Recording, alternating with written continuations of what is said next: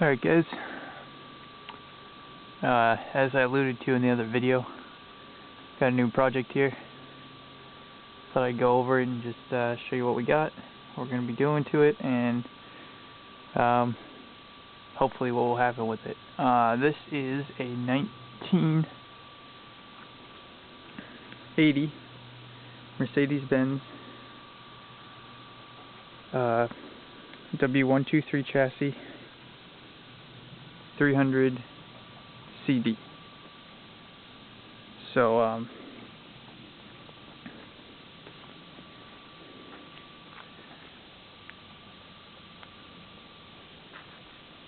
this week in 1980, it's a non-turbo, so it's just a diesel, and it's a non-turbo, and it's 617 motor. This car was last on the road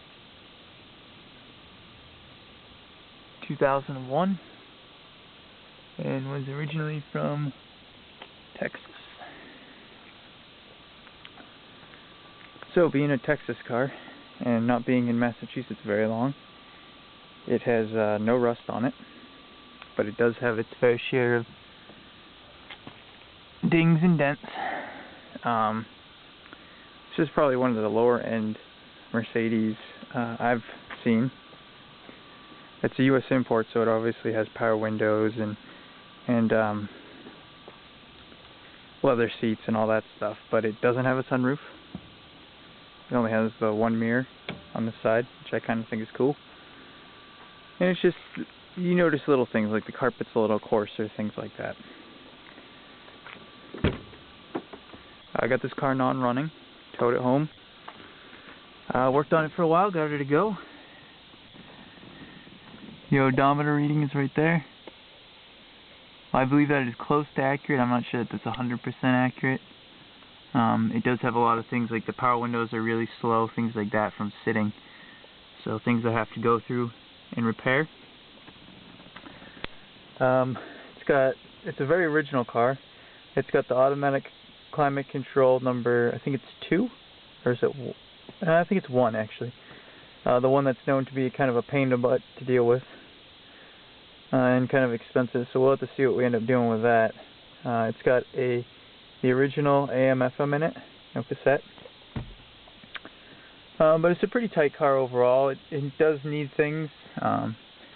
It needs a window regulator for that side. It needs a bunch of different, just a lot of little stuff. So I'm going to be going through it, fixing all the stuff that's wrong with it. Power, the vacuum system, power door locks, things of that nature. All pretty common on these. Today I'm planning on pulling off the door panels and going through the power windows and checking out the master lock switch, which is right here, the master vacuum switch.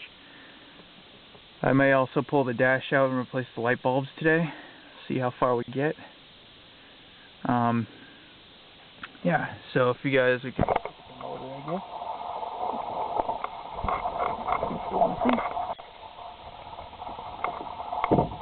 Now the plan with this car is probably to get it fixed up, fix some of the cosmetic and mechanical stuff, and then probably sell it on.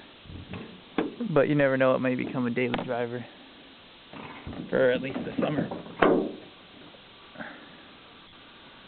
So there's the motor, 617 turbo non-turbo diesel.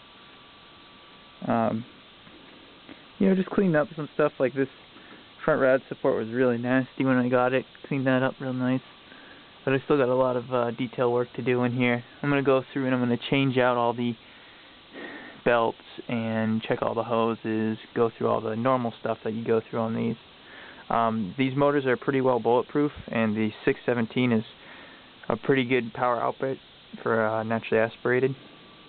But it does have some areas that are prone to failure. One of which being the oil cooler lines. Those like to break and then you lose all your oil, destroy your motor.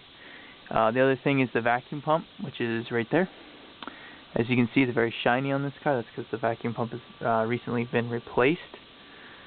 But those had a tendency to launch their bearings into your timing chain, which is really not good. Aside from that, though, they're pretty bulletproof little motor. Not really high horsepower or anything, but I definitely have noticed just from driving this one around the block that it does actually seem a lot peppier than the 617 turbo we have, and I would equate that to probably to turbo lag. But those usually don't really build boost until you get into like 2,000 RPM, and this like right off the line is pretty torquey. So it's a good motor. As I mentioned, it does have that crazy climate control setup with the valve and everything that's really known to fail. So I'm gonna have to go through that and make sure it all still works and replace what doesn't. The valves were recently adjusted before the car was put away, and it starts like it, so I'm going to leave that alone for right now. Probably got some oil pan, maybe an oil pan gasket or some other leaks to figure out there. But it's a pretty honest and original car. When I got it, the hood hinges were all screwed up, so I fixed them the best I could. The spring was busted off on the other side, and these little tabs, which always get bent, these allow you to put the hood straight up so you can work on the motor. So, yeah. So I'll be going through and I'll make some videos on some of the things I do, maybe removing the gauge cluster, things like that. Going through the vacuum system, because nobody seems to have good information on that. In video form anyway. There's a lot of good write-ups on it online. The factory service manual probably is the best tool you can have when you have one of these cars. And probably the second best would be a vacuum pump to diagnose the vacuum issues. But that's the car. As you can see right here, it's still really dirty. Needs a real good washing. The bumper, I mean, it's sat in the garage for a little over 12 years now, I guess. So it's been sitting around a while, and we're going to go through, we're going to get it fixed up, power antenna, all the typical Mercedes stuff. To anybody that maybe subscribed to my channels and is interested in cars with good fuel economy, things like that, you should really check out these old 123s. They're pretty reasonable in price. They typically get about 30 miles per gallon highway, which really isn't that bad. In the mid-20s around town. Pretty good for a car built in 1980. If I was going to get one to just daily drive in for simplicity's sake, I'd try to find a European import or a 240D with a manual transmission, because the 240 won't have that annoying climate control. And you might even find one with crank windows and a crank sunroof, which is probably the best for simplicity's sake. If you're looking for one that's a little bit nicer than a 240, I would suggest a 300D, TD, or CD from 1983 and up. They'd all be turbo diesel, and you get the nicer climate control, and they did make a couple little improvements that are pretty nice, the window switches, things like that. But anyway, guys, this is the car. Just follow along as we update the progress here, and hopefully get this thing on the road and maybe find it a new owner pretty soon. So, thanks for watching.